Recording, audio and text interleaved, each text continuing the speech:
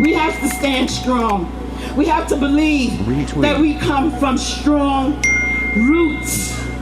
Our ancestors again did not die in vain. Retweet.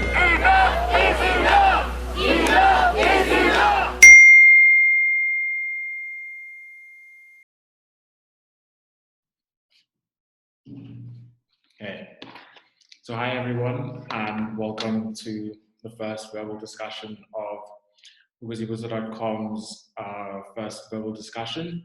And today we're talking about Slacktivism, and we've got some really incredible people. I'll give everyone a short while to introduce themselves, but basically I'm Sazi, and I co-founded Ukuzibuza as just a place, a website to sort of share thoughts and sort of get me busy, but also just shed light on some important stuff. One of which is how we define ourselves as activists, how so much of that is online.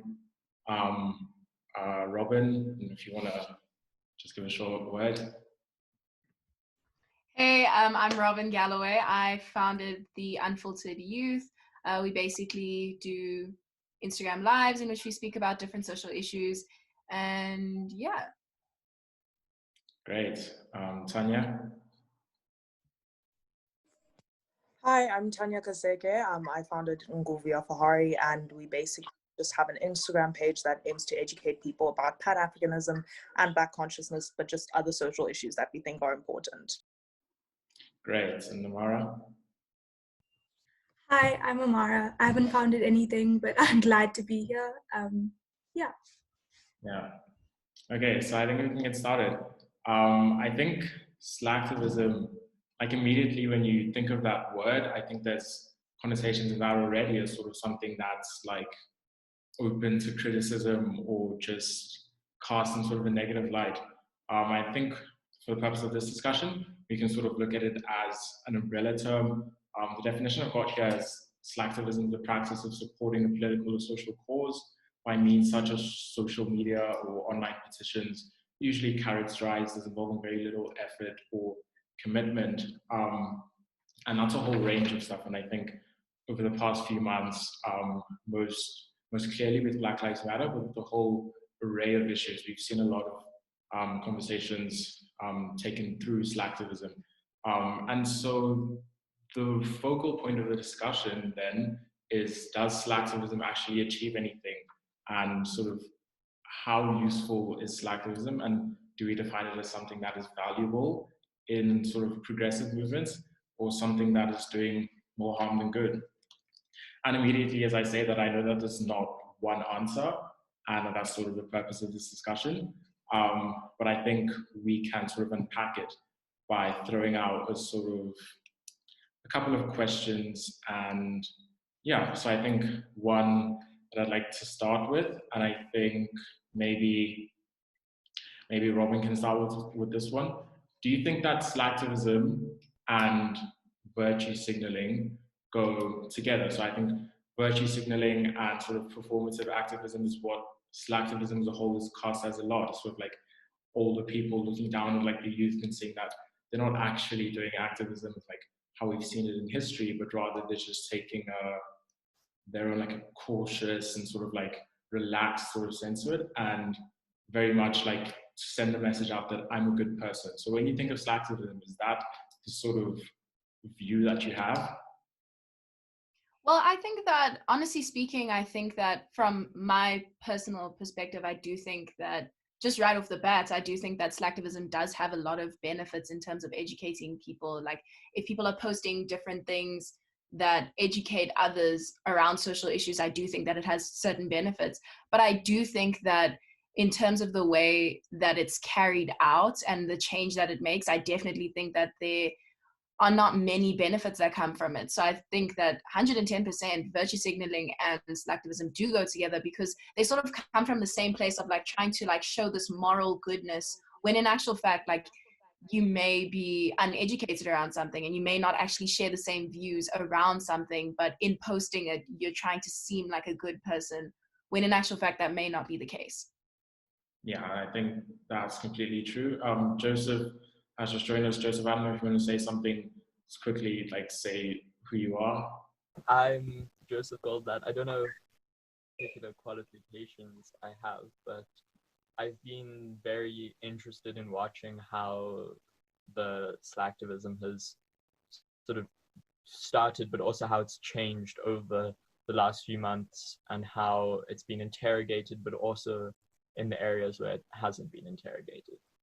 Yeah, I think so.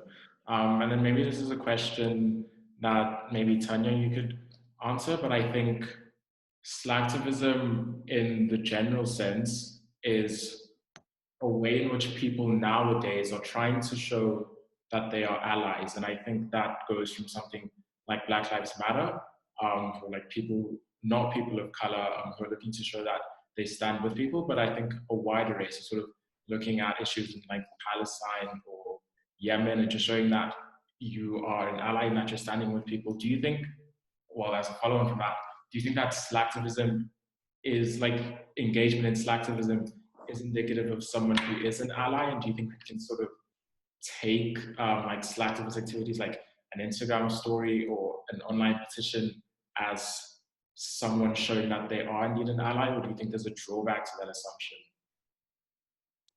I think we definitely can't assume that just because someone shares a post on Instagram or just because they engage in some sort of form of activism that they are an ally. Because like everyone has pointed out this far, I think a big part of it is just trying to prove that you are a good person. But at the same time, a big part of being an ally to a cause is bringing legitimacy to that cause and making sure that that cause continues to spread and that people can understand what that cause is about. So to that extent, I do think that Slacktivism can be an effective way of showing allyship. But in the same breath, it's also important to note that your allyship then needs to go beyond Slacktivism and trying to sort of get past the point where you're merely just using Instagram posts as a form of allyship. You need to be doing more. You need to be checking on your friends. You need to be donating to charities if you can. So I definitely think Slacktivism can sort of be considered the first step to allyship, but it's definitely not a complete and total encompassment of what being an ally ought to look like. Yeah, I totally agree. And I think that's sort of, I think what is the most important thing to understand is what you identified in terms of being the first step and how that can come to signify sort of an indication of what should come next and what ought to come next. Ammaarah, this is probably a question that you can sort of take on, but I think in saying that, is there any way over Instagram, over social media, that we can sort of differentiate between Slacktivism that is genuine and Slacktivism that is not, that's like people are just like not interested, or they're doing it to sort of help their own self-image or like navigate into like woke circles? Is there any way to tell, or is it a matter of just like action and time? Okay, so I think the tricky thing in terms of Slacktivism or just posting on social media is that the intention of the person is never one that you can see just right off.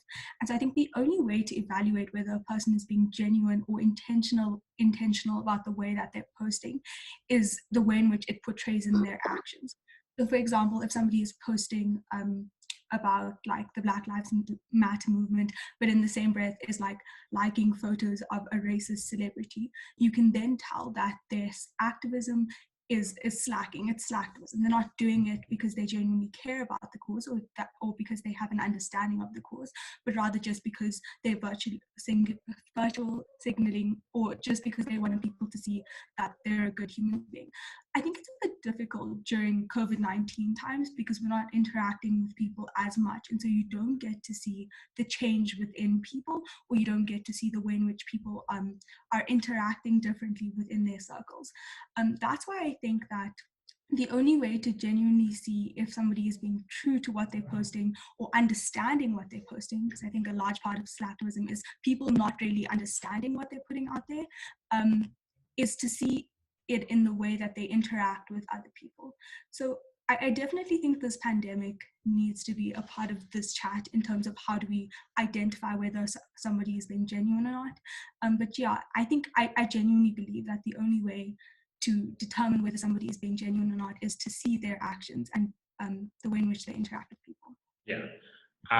Okay, Joseph, I'll get to you now, but I think, Robyn, this could be a really cool place for you to sort of chime in, because I know it's an interesting question. How has COVID-19 changed the way that we look at activism? And I know that for me, while Ukuzibuza is not a space solely for activism, it is like primarily one, and I think that's one of the most important things that we can use it for. And you founded one that works in a similar way in the Unfiltered Youth, and I think that's sort of the notion of an unfiltered youth is one that's extremely like constructive, one, but also like very true to what you do, because you hold live discussions and they are very much unfiltered and people share their views. And then many times there are views that we don't necessarily agree with, but that actually work to sort of further the effort that much more. So do you think, in your maybe experience, but also in your observation, what do we say about activism in this COVID-19 space? How has it changed? And perhaps what do we take from this with like a specific focus on obviously like Slacktivism and online everything? Well, I think that like in general, I found that in my personal experience, I find myself being very frustrated about not being able to like do things that would require like hands-on in-person kind of things, like going to protests, things like that. Obviously, because of lockdown regulations, it's much harder to control those environments. But I definitely think that in terms of the way that we've redefined what activism is during this pandemic, I've seen that a lot of people are more educated because the information is becoming more accessible to them. I think that before this, as much as there were a lot of issues that were recognized by a lot of people, I think before this, a lot of people were still very, very ignorant and oblivious. And that's not to say that there aren't those people anymore, but I think that as Slacktivism has increased during this pandemic and people have become more opinionated about things, I think that people are now becoming more educated because they don't want to be caught in a situation in which they're engaging in a conversation and they don't know what to say, kind of thing. So I do think in that regard, Slacktivism does play its part, because people are becoming more scared to be part of a conversation that they are uneducated about. And so I think that, you know, Slacktivism does have its benefits. And I do think that the way that we've redefined activism today, as much as it is different from the way that generations before us would have been activists, I think that it does have its pros and cons. I think that in terms of, you know, getting information out, it works. In terms of like collaborating, it works a lot better. But I just think in terms of like the generic way of being an activist has changed a lot. Yeah, I think so too. Joseph, maybe I can start with you and then maybe move on to Tanya, but I think that begs like a further question is, how significant of a role, or how big of a role, how important is Slacktivism in general movements as a whole? I think of like just like Fees Must Fall, for example, was a movement that was primarily on the ground level, but I think it was not without large scale media coverage and even like stuff online. So do you think that as we move forward, I think the prevalence of movements is something that we're not going to escape, and I think there's always going to be some sort of battle to fight or injustice to combat. But do you think as we move forward from this and like out of COVID-19, Slacktivism and like hashtag activism, do you think that they play like a significant role in the movement, or do we then like sort of move away? Cool. So I think it's important to like notice the difference between what has been useful and what hasn't in what we're going to take forward. Because I think what I've seen a lot more of recently is people saying it's not enough to just post something saying this is what's going on in Yemen. It's not even enough to say like there's a human rights atrocity, because people have realized that that actually doesn't do anything, that there's like this inherent flaw in posting things within an echo chamber. Because like we're not going to ever get the Israeli government to change because a bunch of teenagers in South Africa are like posting on Instagram. what actually needs to happen to create change is people need to email the South African consulate to Israel, and they need to create a problem big enough for like the government of South Africa that they make a change. And I think that's the type of activism that's going to move forward. And I think hopefully the type of activism that isn't going to continue is people thinking that reposting something is enough, rather understanding the mechanisms to actually make online activity useful and conducive to change. Yeah, I totally agree, and I think that's a useful balance to strike in terms of, I think there's this distinction that's made, and it's important for us to recognize when you look at like Slacktivism and just general conversations. There's a very surface level things which are like, this is happening, but there's going beyond that, and there's like how you can actively work to be an ally. Like, here's a list of resources. Tanya, I know that your platform is a very diverse one. Like, in many ways, it sheds light on issues and it like brings up important points, but it also acts as like there's a celebration of like important cultures that are often like unvalued. And so, do you think, maybe as a follow-on from Joseph, do you think that like platforms such as yours and just like general like youth involvement, like in terms of shaping movements going forward, especially us as we like characterize like a new youth that's not like university level, but very much coming through. I know that there was an incredible Daily Maverick article of yours that was written that I read, which was like really great. So I guess the sort of question would be, do you think that sort of platforms like these, sort of like youth platforms, play a big role in sort of like moving movements forward, but also just like educating and bringing awareness to things? I definitely think that like the youth in general, but also youth-led platforms are inherent to the success of a lot of movements that we're seeing today, primarily just because we care about our future that much more in comparison to the governments that are in power currently and the adults that are in power currently, because these are the issues that we're going to inherit. But more importantly, just the power that comes with being a young person is sort of linked to how much people undermine young people and their influence on social climates. So specifically because people don't think that the youth have enough power to speak out on issues, when you do see the youth speaking out on issues, it sort of asserts the fact that the youth are mad, and if the youth are mad and the youth can specifically see what's wrong with certain issues, there must be something deeply wrong with an issue if the youth are giving up their time and also to a large extent letting go of their youth and the ability that we have to just enjoy our youth freely to speak on issues of social injustice. So I think it's very important for the youth to take the next step, but also just considering the fact that a lot of governments and a lot of older people aren't willing to take the next step anymore. So definitely the youth plays a massive role in the success of movements.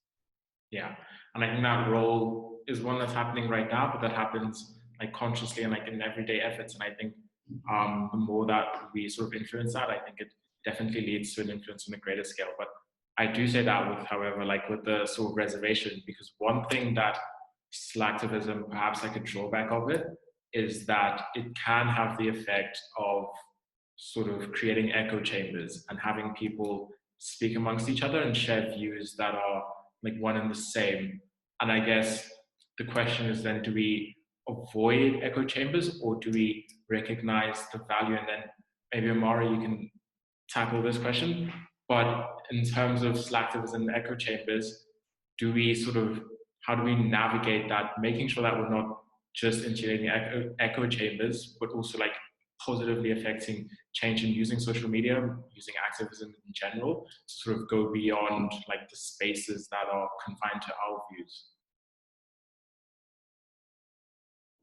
So I think there's a distinction, just quickly, between your Slacktivism, so people just posting things on their stories, and then things like social media activism that kind of take the form of what Ukuzibuza is doing in terms of hosting lives, hosting talks, hosting chats with people that allow for different opinions and different views to be vivid within these spaces. And for me, I think that's a way in which we can tackle echo chambers from being something that is very, very prevalent. Because I think it's one thing to just post something, but it's a different thing when you're listening to a conversation wherein different opinions and views are being exchanged, but moreover, different opinions and views are being learned and perceived by other people. So I definitely think a way in which we tackle that is to continue having informative discussions that are like displayed, even if it's things through like a panel discussion that you're live streaming, or a podcast like this. You're having an exchange of ideas, which means that those ideas aren't being one and the same, that is continuously perpetuated in the comments or something like that. So I think it's discussions wherein exchange of ideas can be something that actually exists.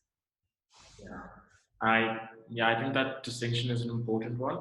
And I think that it's one that we can definitely take forward and sort of like look toward like other movements, but just movements in general. And I think one question that we pose on our Instagram, and it's one that I'm not necessarily sure how I'd answer personally, is, does the notion that silence is compliance? So sort of like in general, when we're looking at people who are not saying something and then saying that they are implicated in the movement and sort of and like implicated in like the injustice, and that if you're not openly speaking out and like overtly like working against it, then you're working for it. And I guess do you recognize that that sort of that same thinking applies to Slacktivism? I guess like Instagram, Twitter, maybe Robyn, it's a question that you can answer, but do you think that like in not, for example, like not posting something on Instagram, are you then sort of signaling or maybe implicitly signaling a compliance with the whatever issue? You see, the thing is, this is something that I've contemplated for a long time, because a lot of people tend to go against the system of Slacktivism, and in doing that, their activism is something that is not portrayed on social media. So whether they are not secretly, but like behind the scenes, I guess, like doing work, trying to like change, reform, creating different reforms, etc. Like, just because it's not on social media, I don't necessarily think that it means that they are complacent with what's going on. However, I do think that in some situations, like, if you don't necessarily have to post about it, but as long as you're having conversations about it, I think that that's a different conversation to have. I think that when it comes to things like, let's say, for example, the Black Lives Matter conversation, I know that I'm not going to say what school I go to, but I go to school. And there was a big conversation about what are the white kids doing about the situation? Are they having conversations? Are they doing nothing? Are they posting about it? Are they complacent with what's going on? And so I think that in situations like that, I do think that if you are silent and not having conversations, not engaging with people, not asking questions, you are being complacent with what's going on. However, I don't think that if you're not posting about it, that necessarily means that you can't be an ally. Yeah, I think that's fully correct. And maybe Joseph, you can also like tune in on that. But I think it's also relevant in raising questions about how we navigate our schools, because I know that Joseph and our school, we're involved in sort of having those same conversations. And I think those conversations are happening on a broad scale, from the personal level to the institutional level. So maybe how do we translate the activism within our own individual capacities, and maybe like that's through social media, and how do we translate that into tackling more institutional and more systemic issues? So I think what's important to recognize within these conversations is not only whether people are complicit in not posting, but what happens when you foster a culture that not posting something means you're complicit within it, because then it becomes a bit of a dichotomy, because it's hard to complain about the fact that people are virtue signaling and they're posting things in a hollow way, and then also try to create a culture where you're seen as not being an ally if you don't like keep up with the current trend of what's being posted. And I think, in fact, it's harmful to do that, because what it means is it makes the individual more important in the issue than it makes the actual issue itself. So I think, especially when we're talking about conversations in schools and in more closed communities, the problem with using this model of like slacktivism is that it's incredibly fickle. It's that you'll see the 3 weeks ago it was Black Lives Matter, or 4, I'm not sure, and then there were like 2 days where people were focused on Zimbabwe, and then there was like a day when people looked at Israel, and it wasn't ever something where people understand that instead of keeping up with the latest trend, what you instead have to do is continually keep yourself educated and do the best you can for like a plethora of struggles. And I think I've even noticed it within our school. Like there was a period where everyone was incredibly active about Black Lives Matter and educating people and having conversations, but that's quite quickly sort of fizzled out because it isn't trending anymore. And I think it's just something that we have to interrogate for ourselves when we, especially living in a pandemic, use this sort of slacktivism as our platform. Yeah, and I think that's a very important distinction that's made. And it's actually something that a friend of mine said to me. It's sort of, what is the best way of sort of navigating our activism? Do we maybe pick like 2 or 3 causes that we personally identify with or that we think need that light of day, and then do we like focus our attention toward those and like recurringly sort of like direct our energy towards that? Or is it in turn like more useful to take a stance against every single like injustice that's out there and sort of like be vocal about everything? And I don't know, Tanya, maybe you can answer, because I think Nguvu, as like, it's a very like good platform and everything, but it's very intentional about what it's trying to achieve and what it sort of is advancing. And I think maybe if you sort of like weigh in on this sort of distinction that exists. So I think the important conversation that needs to be had with regards to activism specifically is just understanding that people's identities are intersectional, and there's so many different issues that can affect one person. And the minute that you don't sort of address all of those identities and try and make sure that you're addressing most social issues that you think weigh in on the injustice that exists in our society, you're not necessarily doing enough for individuals that exist in that society, but for those communities that you're trying to protect as a whole. Because it's sort of a matter of, we can say Black Lives Matter, but at the point that we don't put the same energy into dealing with things like transphobia and homophobia, we're disregarding Black lives of LGBTQIA plus individuals. At the point at which we don't deal with issues of gender-based violence, we're disregarding the lives of Black women. We're not giving enough attention to them. So I think while it's important to sort of streamline your cause and be very direct in terms of what you're trying to achieve, at the same time, when you do streamline your cause and you choose which causes you find are most important to you, you need to also address the fact that when you do that, you need to look at the intersectionalities in that community. But more importantly, if you're not fighting for justice at a base level for everyone, you're not doing enough for justice in general. Because I think it's like a quote that I use all the time, but injustice anywhere is still injustice everywhere. And that's Martin Luther King, yeah. So I think when you disregard that fact, you don't do enough to progress the cause of activism in general and social justice in general. So I don't think it's ideal to pick 1 or 2 causes, but at the same time, I think picking those 1 or 2 causes sort of allows people to keep the same energy when it comes to specific movements, which is why it's important to have movements that are targeted towards gender-based violence. It's important to have movements that are targeted towards dealing with the issues of children specifically, because then those bodies will always be there for the rights of those individuals. Yeah, I think it's incredibly important. Ammaarah, I'll get to you just now. I think it's incredibly important because there's that additional level of consciousness that I think needs to underpin a lot of it.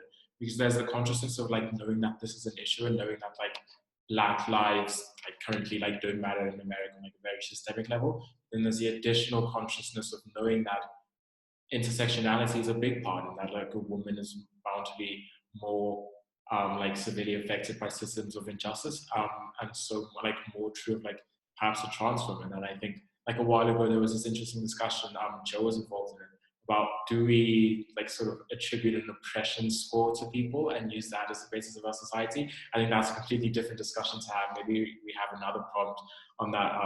But Ammaarah, you're going to say? Just to add on to what Tanya is saying, I think as much as the identities of people are very intersectional, it's also important to understand that struggles themselves are also quite intersectional. So for example, if you're speaking about police brutality in the States, or just about police brutality in general, you must understand that that's not exclusive to America, but it happens within South Africa, it happens within lots of African countries, it happens within Palestine. So if you're speaking about activism against a specific social issue, you must understand that there's always going to be a group of identities that exist under that social issue. And so in the fight to fighting or combating that social issue, you cannot be conditional about the group of identity that you're trying to protect. Because, for example, if you're only like fighting against police brutality within the States, then you're not like fighting against police brutality as a thing, as a holistic thing, but rather just for a specific group of individuals, which I think is quite harmful. So it's just understanding that intersectionality of social issues aren't just applicable to one type of people or one group of people, but often they extend to a much larger context. And I think that's been missing.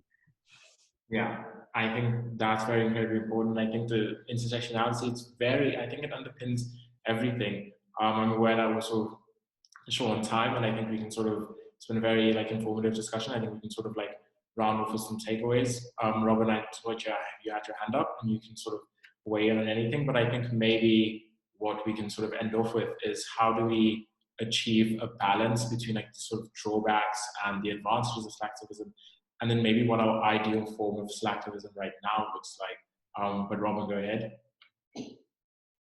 Yeah, so I think that I 110% agree with both of you guys. I think that in fighting against injustices, you need to also understand the context in which it is, the context of the people that you are speaking about, and the lives that they lead and where they come from. I think that also another big thing that plays a role in slacktivism is also how Americanized social media is. I think that when you look at how we saw that there was police brutality in South Africa, but no one really paid attention to it. And when you pay attention to things like police brutality in the States, there's a lot of coverage about that. So I think that that's also a whole different conversation that doesn't happen. But I think that that's also something that is very active within slacktivism, is what's trending, but not in our own home, I guess, if you want to call it that. I personally stand by the fact that like you cannot expect to change the world if your house is in a mess. I think that there's a lot of things that do need to be solved within South Africa, but yeah, anyways, I don't want to take too much time. But my ideal version of slacktivism, I think, is definitely just, for people to get more educated. I think that slacktivism is a great way to get a message out. I think that it's a great way for people to say, oh yeah, I signed a petition, guys, like you should go sign a petition too. And I think that like in that, if the petitions are meaningful and have a good background, good research, things like that, you are able to send those things through to government officials. And so I think that that is my ideal version of slacktivism. Yeah. Ammaarah? Yeah, I agree with Robyn, but also just to add that social issues are infiltrating spaces that they usually wouldn't have been brought up in. So for example, your conservative spaces, your like white spaces wherein social issues would not have been spoken about because they don't affect people within these spaces. And so I think slacktivism is a good way to start infiltrating these spaces with very real and very important issues in the world. So yeah, just retweet everything Robyn just said with that as well. Yeah, maybe Tanya, and then we can end off with Joseph. Yeah, I definitely agree with both Robyn and Ammaarah, and just to like build on what they've both said as well. I think it's important to just progress slacktivism past the point where people are merely just posting. I think it goes beyond so much more than just posting. So I think we need to start encouraging sort of a culture where if you're going to post about something, also take the time to Google in terms of updates of what has happened in those situations. Take the time to educate yourself on the holistic nature of the issues that affect these people in general. So when you're dealing with like issues in Palestine, don't just look at Israel as a state and how that impacts them, but also look at how issues of poverty impact them. So sort of just making sure people aren't just posting. We're also encouraging a culture where if you post, you're also reading the links at the end of these threads that we repost, and you're educating yourself to the fullest extent rather than just like posting and moving on your day. So definitely just everything that Ammaarah and Robyn have already said and so much more, and also just encouraging the culture of what Joseph spoke about in terms of emailing consulates and putting pressure on actual governments. Yeah, Joseph, I'm sorry, I don't know if we're going to have time, but I think it's definitely needs to be underpinned by a sense of understanding. And I definitely like to thank you guys so much for your insights and for everything. And I definitely love to have you guys back. I'm sure that this video, when it goes out, will have the very good effect of like inspiring conversation elsewhere. I know, Joseph, you want to speak until time runs out. I just think we should also focus on sustainability, because often with these movements, there's no long-term plan and there's no concept of what's going to happen in a week and in 2 weeks and in 3 weeks and in 4 weeks. And I think as long as Slacktivism is going to continue, I think it needs to happen not on a short-term 24-hour cycle basis. I think it needs to happen where goals are set out for things to happen in the future, and people are held accountable to what they say they want to do in the future in terms of their Slacktivism. Thank you for tuning in to the first verbal discussion on our prompt series here on Ukuzibuza.com. I hope that you found that one productive and informative, and most importantly, I hope that it inspires some conversations in other spaces, and I hope that you can take what was engaged with today and engage it with people around you. I'd like to thank Robyn, Ammaarah, Tanya, and Joseph. I think they each brought a combination of like immense knowledge and perspective that I think played out in a very productive conversation. Look out for our next prompt and the next verbal discussion. We're going to keep continuing to provoke some thoughts, so stay tuned definitely. And as always, if you'd like to engage in a bigger way, you can DM us on Instagram or send us an email at ukuzibuza@gmail.com. But yeah, there's a lot more to engage with at ukuzibuza.com, and I hope that you found whatever you found today that you can find in the website. I'm sure of it, and there's a wide array of things that you can engage with there. So follow us on Instagram, subscribe to our mailing list on the website to not miss anything, and we will be back with another discussion soon. Take care and stay safe, everyone. And this happens at particular moments, but we cannot maintain that intensity all the time. And so my advice was to recognize that these moments will come, and we take advantage of them, and we remember the promise of those moments. But we have to do the often unacknowledged work of organizing. And we also have to take care of ourselves in the process of doing this. So I advise them to sleep.